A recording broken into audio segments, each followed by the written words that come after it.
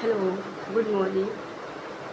जब हम English speak करते हैं, बोलते हैं या सीखेंगे, हमारा बेसिक जो है 26 लेटर्स है।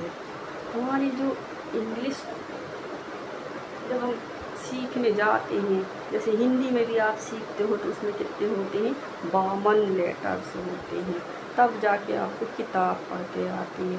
तो कुछ लोग कहते हैं अरे इंग्लिश बहुत ही कठिन है, बट मेरे मायने से इतनी कठिन नहीं है, क्योंकि इंग्लिश में 26 लेटर्स होते हैं, ओनली 26 अक्षर होते हैं।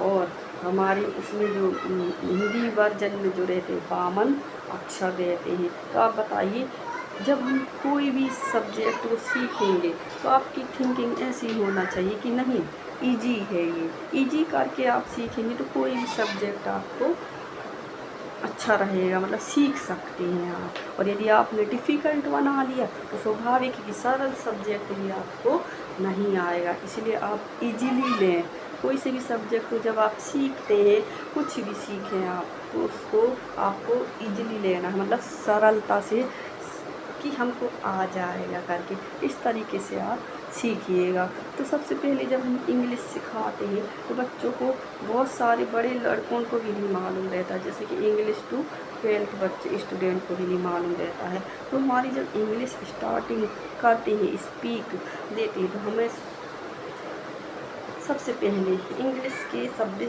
अक्षरों के बारे में मालूम होना चाहिए।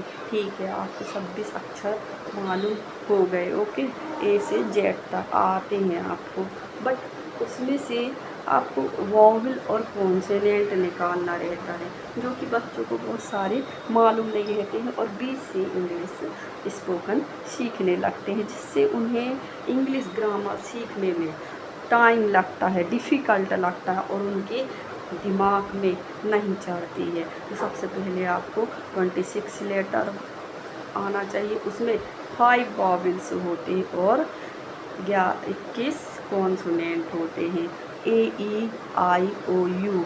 ये है हमारे वॉवल्स, जिन्हें हिंदी में स्वर कहा जाता है। और बाकी जो लेटर है 26 में से इनको माइनस कर दीजिए, तो बचे कितने, 21 लेटर्स बचेंगे, वो हो जाएंगे कॉन्सोनेंट।